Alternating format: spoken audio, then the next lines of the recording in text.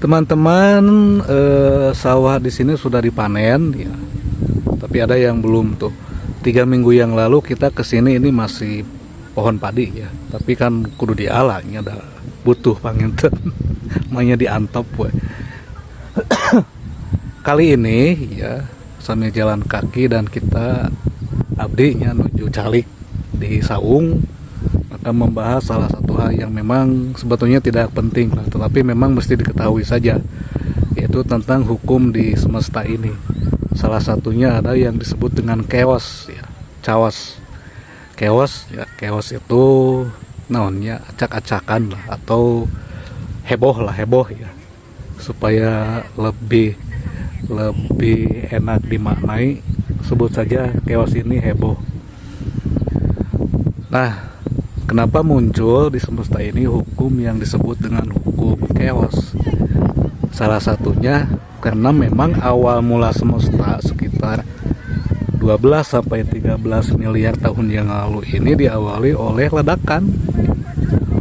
Ku hiji ledakan dentuman ya, dahsyat, satu materi yang pepat, mungkin disebut sajalah inti semesta. Oh ya, ibu-ibu badai kemana ya? Jalan kaki mungkin. Ibu-ibu. Inti semesta kecil, tapi tak hingga meledak ya. Meledak. Kemana Bu? Oh mangga. Jalan kaki. Mangga. Mangga Bu. Punten ya. Saya kopina Bu. Kopi di situ. Siap. Mangga Bu. Kaci bodas Bu. Bu-ibu tos non teh ngegim. Tos ngegim ya. Usumpan ngegim. Jadi bulat jadi bukan bulat ya, kecil, pepat. Inti semesta ini meledak ya. Kalau dalam istilah Stephen Hawking itu Big Bang kan, ledakan dahsyat. Kalau di dalam Islam kan ada kanata rotkon fafataknahuma, asalnya satu, kemudian fafataknahuma, diledakan ya. Diledakan, chaos, muncul chaos, kaditu kadieu nya, inti semesta yang meledak itu membentuk benda-benda angkasa dan lain sebagainya lah, membentuk alam semesta. Tampaknya ya chaos ini memang sebagai awalan kemunculan semesta. Kita mungkin masih ingat lah, bagi anak-anak yang usia remajanya itu di tahun 90-an ada film Ada Apa Dengan Cinta. Itu teh ada puisi, pecahkan saja gelasnya. Jadi ledakan dahsyat ini kalau diibaratkan bagaikan chaos ini ya, bagaikan gelas yang dipecahkan begitu, supaya ada kehidupan kan. Ketika sunyi saja, ketika sepi wae nya tiiseun wae ya tidak ada kehidupan kan. Makanya oleh pencipta ya, oleh Allah Subhanahu wa taala diledakkan, meleduk tentu saja. Dan ini memang masih diteliti. Selain diteliti juga kan ada keunikan ya, benda yang kecil, padat. Kemudian kalau di film siapa itu, Angel and Demon, yaitu ada kan yang namanya dengan non materinya saya lupa, materi hitam ya, itu teh meledak ya, dan membentuk ini nih susunan semesta ya. Hasil chaos ini, hasil ledakan, hasil acak-acakan, tetapi ternyata setelah diteliti, salah satunya oleh siapa itu, matematikawan Benoit, siapa itu saya lupa ya, Benoit Berthellemont kalau tidak salah ya. Ini ternyata menghasilkan pola yang unik yang disebut dengan fraktal atau pola geometris alam semesta. Saya ambil contoh lah, jangan terlalu jauh melihat angkasa ya. Awan saja, itu awan lah, angkasa itu kan itu teh nampaknya acak-acakan ya. Komo lamun keanginkeun ya, anu asana buleut tiba-tiba jadi, tapi ternyata polanya itu saja ya. Sama halnya dengan ini nih, ketika manusia itu menanam padi ya, menggunakan pola kotak-kotak ini. Di sini memang ketika lebih dekat tampaknya acak-acakan, tetapi ketika kita melihatnya di atasnya atau di atas lebih jauh lah, ini teh akan membentuk pola. Si sawah ini akan membentuk pola, kemudian semesta pun ya pola kan, geometri.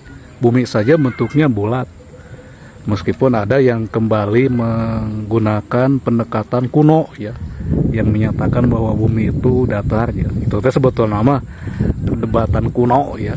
Kuno itu keyakinan kuno, keyakinan awal kuno kan mengatakan bahwa bumi teh lempeng ya, atau datar ya, karena memang belum ada alat-alat yang bisa memfoto ya ataupun mendokumentasikan planet bumi ini tika jauhan. Tapi saat ini bahkan sejak zaman Aristoteles pun sudah dipandang atau dinyatakan bahwa bumi mah bulat ya. Bahkan oleh Imam Al-Ghazali pun disebut bahwa bumi bagaikan bola. Itu ada di buku Tahafut Al-Falasifah ya.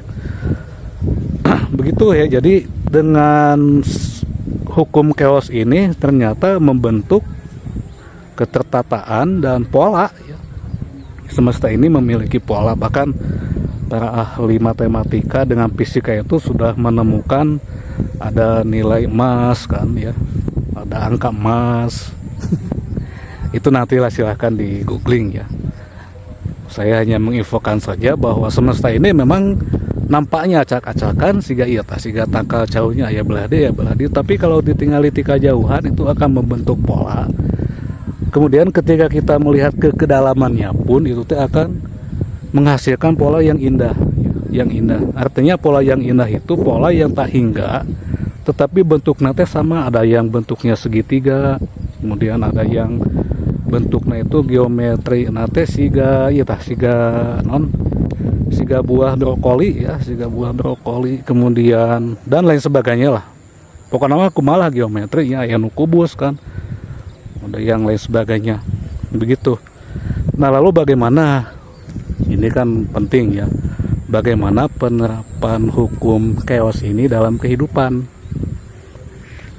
Nah mana Bu, penerapan hukum chaos dalam kehidupan ini dapat kita gunakan ya dengan menganalisa begini. Jadi semesta ini diciptakan oleh Allah itu lengkap dengan hukum-hukumnya ya, lengkap dengan hukum-hukumnya. Kemudian tuh paling indah ya tuh tinggali lengkap dengan hukum-hukumnya. Kemudian hukumnya itu banyak ya, salah satunya chaos. Nah dalam kehidupan ya kita mungkin pernah mengenal ya, ada manusia yang baik kepada kita, kemudian kita berbuat baik kepada dia, kemudian kita itu menghargai dia dengan tulus.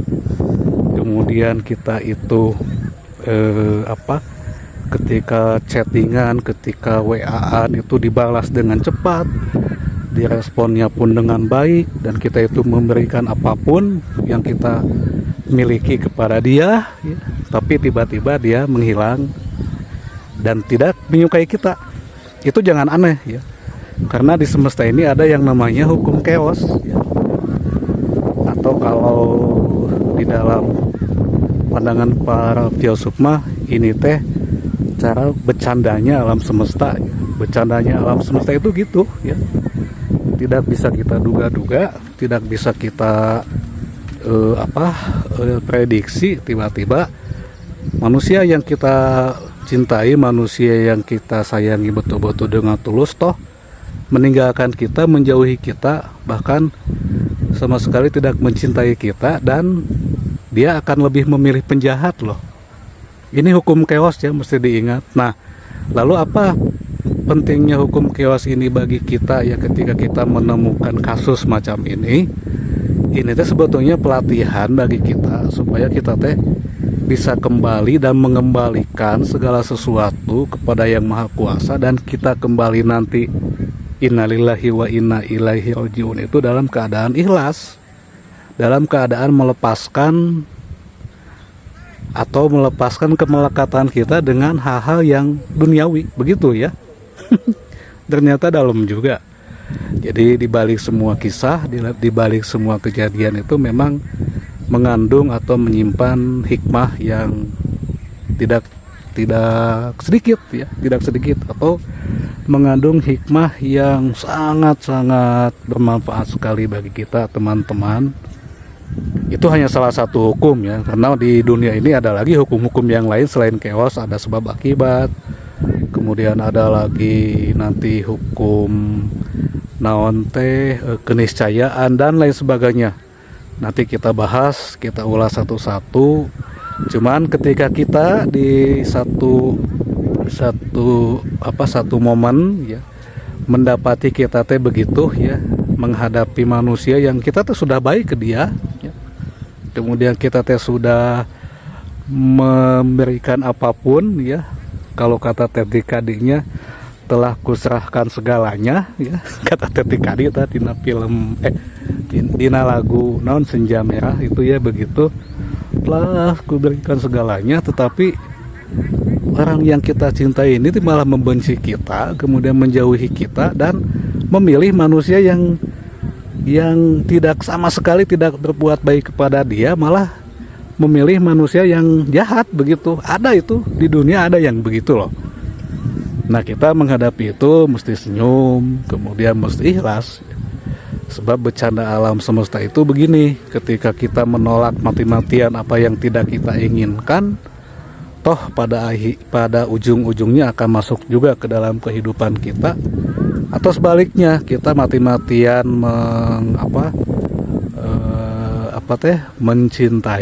mencintai siapapun atau mencintai jelema, itu teh pada akhirnya dia akan meninggalkan kita juga.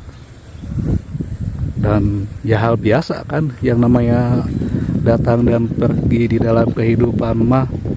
Saya misalnya tadi ketemu kan dengan ibu-ibu kan, jumpa itu teh, kemudian pisah kan, itu hal biasa ya, hal biasa. Jadi kita mesti menghadapi segala sesuatu di dunia ini dengan santai. Kemudian saya hanya bisa ngomong mungkin ya, karena pada pelaksanaannya itu sangat sulit sekali untuk menjadi manusia santai, untuk menjadi manusia yang tidak chaos nya kita mah ada masalah hadapi dengan emosional. Padahal kalau kita merujuk kepada pandangan Stoa, itu tidak semua keinginan kita itu mesti kacumponan ya. Atau misalnya keinginan orang lain teh kudu sama dengan kahayang kita, nggak mungkin.